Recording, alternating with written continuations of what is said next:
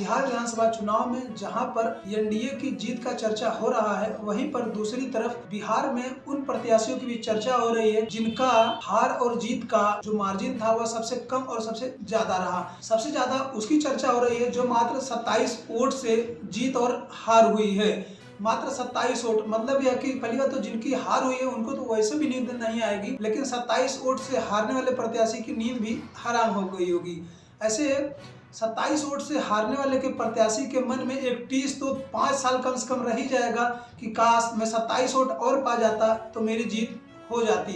ऐसे में जब अगली बार चुनाव होना है तो उनकी दावेदारी तो बनी रहेगी, लेकिन अगली बार जो 5 साल बाद फिर चुनाव होगा, मतलब है कि अगली बार जब 5 साल बाद बिहार के फिर से विधानसभा चुनाव होंगे, उस प्रत्याशी का दावेदारी तो मजबूत रहेगा, लेकिन पार्टी उसको टिकट देगी कि नहीं देगी यह भी टीस के साथ अब वह 5 साल जिएगा। ऐसे में हम बात कर लेते हैं कि कौन सा ऐसे प्रत्याशी थे जिसको मात्र 27 वोटों से हार और कौन से ऐसे प्रत्याशी है जिनको 27 वोटों से जीत हासिल हुई है। बिहार की संदेश विधानसभा सीट, जहां से जेडीयू के प्रत्याशी राधा चरण शाह ने मात्र 27 वोटों से आरजेडी के प्रत्याशी को परास्त कर दिया। ऐसा आपको बताते चले कि जेडीयू के राधा चरण शाह को 80,598 वोट मिले, वहीं पर आरजेडी के दीपू सिंह को 80,571 मत मिले। मतलब यह कि जो दोनों की हार जीत का मार्जिन था मात्र 27 वोट रहा। इसके अलावा बिहार की कई विधानसभा सीटें ऐसी रही जहां पर इससे अधिक भी, मतलब यह कि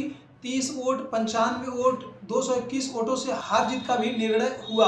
आपको बताते चले कि जो बिहार में बसपा का एकमात्र प्रत्याशी जीता है, रामगढ़ से बसपा के एकमात्र प्रत्याशी जिन्होंने जीत दर्ज की है सतीश कुमार ने रामगढ़ से मात्र 30 वोटों से जीत दर्ज की है। इसके साथ साथ आपको यह भी बताते चले कि बीजेपी के प्रत्याशी अगिआंव से महेश पासवान मात्र 95 वोटों से जीत दर्ज करने में कामयाब रहे। ढाका से आरजेडी के प्रत्याशी फैसल रहमान मात्र 95 वोटों से जीत दर्ज की है। फारबिसगंज विधानसभा सीट से मनोज विश्वास ने कांग्रेस प्रत्याशी के रूप में 281 वोटों से जीत दर्ज की है।